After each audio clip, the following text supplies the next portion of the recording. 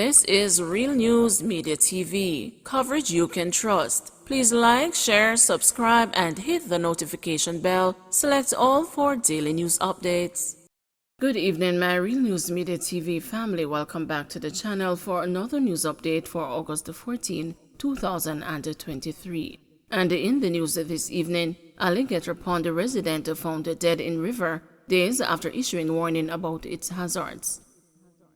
Police in Manchester are probing the death of a man who residents suspect drowned in a section of a river in Alligator Pond over the weekend. The man, who has been identified as Wayne Watson, 34, spoke with the news last week following a suspected case of drowning in Alligator Pond. Residents told the news team that Watson was last seen on Friday afternoon leaving a construction site to swim in a section of the community known as the Bacadere Inn compound. His family raised an alarm after he didn't return home. A search was then conducted of the area. His body was found in the river's mangrove on Sunday afternoon.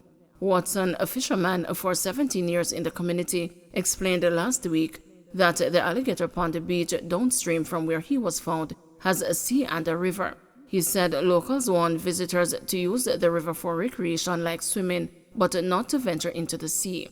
The sea, when it comes to this time, it takes a lot of lives. We don't want anyone's lives to take now because a lot of people are on the beach same way today.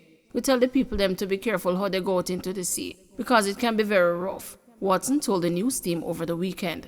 He added, the water can be deep more time, and when you talk to the people, they still are not listening. Don't follow others like we locals. We can swim.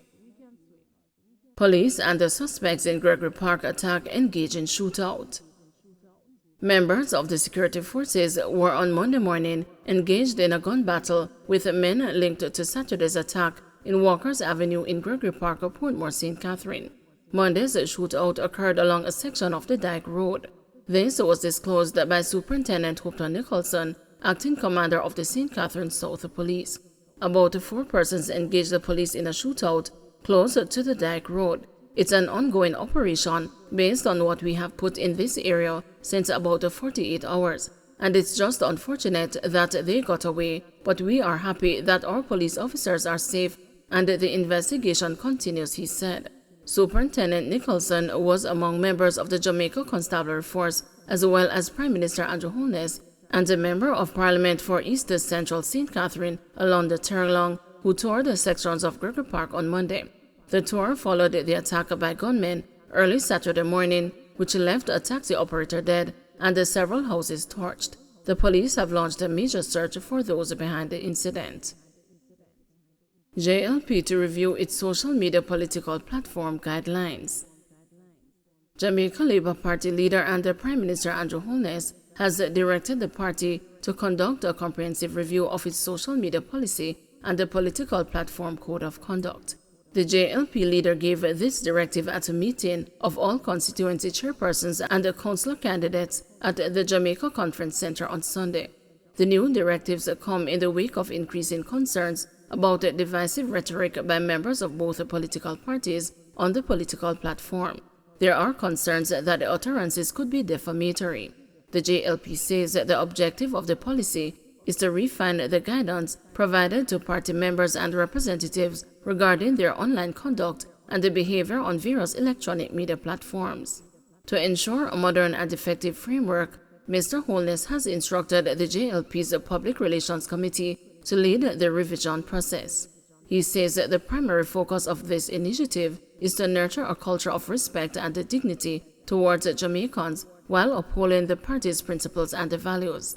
As part of its review, the JLP will not only enhance its social media policy, but also update its guidelines for political platform speeches and behaviors.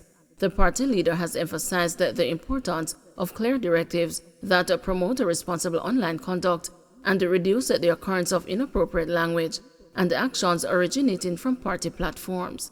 To facilitate the transition to its updated standards, the JLP says it will organize workshops designed to engage party members and representatives on the revised policy guidelines.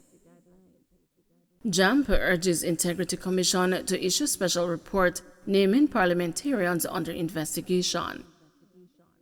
Executive Director at Jamaica Accountability Meter Portal, Jeanette Calder, is calling for the Integrity Commission to use its legislative power and to issue a special report to Parliament revealing the names of the 6 parliamentarians who are being investigated for illicit enrichment. Ms. Calder said Section 36 of the Integrity Commission Act allows the anti-corruption body to submit a report relating to any particular matter, which in its opinion requires the special attention of the Parliament. They never said exactly what state of how much completion it can be in. I believe the Integrity Commission has already done enough work, Sanjay, for it to be ratcheted up to a certain point now, a formal investigation. I think a report could be put together and placed before the Parliament in short order. Number 2, Section 36.1. And this is also our Minister of Justice who made this point. I'm only echoing one who knows this better than I do, that the legislators in their wisdom had a provision that allows for a special report in special circumstances. If this not special, Sanjay, me no know what is. I would say if you are in the Public Accounts Committee, on the Public Administration and Appropriations Committee, on the Constituency Development Fund Committee, all these committees, Sanjay, Jamaica, that deals with what? The funds, the assets, and the resources. That's directly what they are charged with. It is an anomaly as well. So here is another point that what Professor Monroe has said, I think, has triggered for me. Would you agree or wouldn't you, Jamaica, Sanjay, that by virtue of knowing who they are, it would now put the Prime Minister and the opposition leader to take some steps? Because surely we can't remove them as MPs. So we don't have no law that gives us that right. When a report such as this came out by the Integrity Commission, maybe the first and the second report, a parliamentarian said to me, this has really been deeply, I can't remember the adjective, I don't know, I don't think it was offensive, and I don't want to use my own word, but it was something close, because they had journalists calling to say, is it you? Asking all manner of questions. They heard the rumblings in the Parliament itself. So it also kind of has an impact on the others who are not really the ones under investigation, and they themselves are subjected to questions, by members of the public and by journalists and by their own colleagues, in a way that they really found it quite a negative experience. If you're in the private sector, you'd have to be there wondering, who is it? You're at the lunchroom, in the canteen. That's not good for productivity. That's not good for efficiency. PNP cautions against the politicizing Gregory Park tragedy. The opposition People's National Party, while condemning the arson attack in Gregory Park, has also cautioned against a politicizing of the tragedy. Raymond Price, the MP caretaker for East Central St. Catherine, has alluded to posts on social media which claim the attack was politically motivated. The trauma is unthinkable, right? And on top of which, there are people who have the effrontery to be putting things out on social media. That, among other things, calls my name as a sponsor of this nonsense. I can tell you where I am heading to now is to have a couple of these posts forensically assessed. It requires the total condemnation of the barbarism, and it also requires all civic and community leaders, all political leaders to work in unison with the police and the other agents of the state to bring restitution to the victims and to ensure that this kind of dastardly act is never repeated anywhere on the island of Jamaica. Don't forget to like, share, subscribe, and hit the notification bell. Select all for daily news updates.